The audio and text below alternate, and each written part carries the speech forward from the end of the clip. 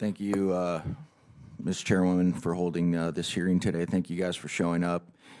It was just yesterday in an oversight hearing that I asked Chairman Comer if we could get some therapy dogs up here because of some of the meltdowns that were going on. I had no idea I'd walk into this hearing today and see three beautiful beagle puppies, and I've noticed that my mood's already improved, so thank you guys for bringing them there. I think we should make it mandatory. We also talked about in the Oversight Committee hearing yesterday some of the ridiculous programs and initiatives that need to be cut from our bloated government. And it seems like a lot of these studies are just another example of our senseless, out-of-control spending by bureaucrats who never really get held accountable. I want to start with you, Mr. Goodman.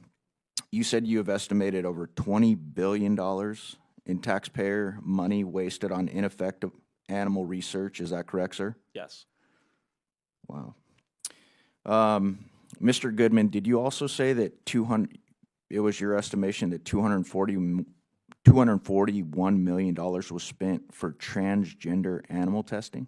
Yes, and that's, I would say, is the floor, not the ceiling, because the information on federal databases is not, it was pretty incomplete. So you think we're going to find out that it was much more money than that for Yes. transgender animal testing? Yes.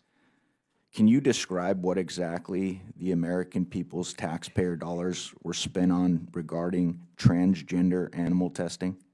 Yeah, in a lot of these cases, they're involve mice, rats, monkeys who are being surgically mutilated and subjected to hormone therapies to mimic female to male or male to female gender transitions, gender-affirming hormone therapies, and then looking at the biological, psychological, and physiological effects of the gender transitions, looking at the effects of taking vaccines after you've transitioned these animals from male to female or female to male, looking at the size of their genitals changing after you've put them on estrogen or testosterone therapies to transition them.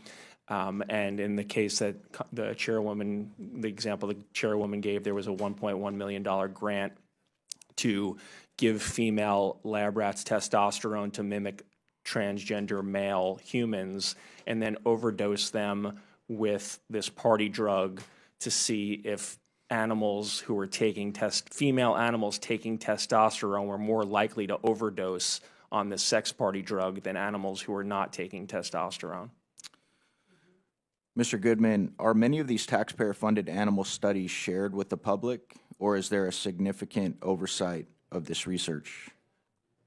You essentially needed a degree in information technology to navigate the federal spending databases to find any of this stuff. So what you found is we're not being very transparent with what we're spending these funds on? Not at all, and it's by design. Did you say that Dr. Fauci, in your estimation, had funded close to 95% of these animal research projects? Yeah, in our analysis, Dr. Fauci funded about 95% of the transgender animal experiments. Okay, I found in some research that the EPA under President Trump is planning to reduce the agency's animal testing by 30% by 2025 and completely by 2035. Mr. Goodman, can you explain why that's a win for the American taxpayer? Absolutely. Animal testing is incredibly time-intensive, inaccurate, and expensive, and it's not very good at predicting the human health effects or environmental effects of chemicals and pesticides. And right now, what we are doing to test human effects is poisoning lab animals, forcing them to breathe wildfire smoke simulated in a laboratory by burning different types of foliage and pumping it into animals' cages, making them obese to simulate what it would be like for obese people to be exposed to wildfire smoke, shooting off handguns and rifles and forcing animals to breathe the emissions and gun control experiments, and the list goes on. And that's what's happening currently at the EPA after the Biden administration overturned the Trump plan to phase out animal testing. Mr. Goodman, one more question. You've also been outspoken about the COVID-19 outbreak stemming from Dr. Fauci's U.S.-funded research at China's Wuhan lab. What are the public health risks if we continue some of these outrageous animal studies? We're flirting with disaster if we continue to fund dangerous virus research, both abroad, like in Colorado, where Fauci greenlit this bat lab. They're trying to import hundreds of bats from Asia to build a new lab in Colorado to do virus experiments with Ebola, Nipah, Lassa, deadly viruses for which there's no cure. It's just a matter of time before we have another pandemic on our hands if we let mad scientists run amok with our money. Thank you. I yield back.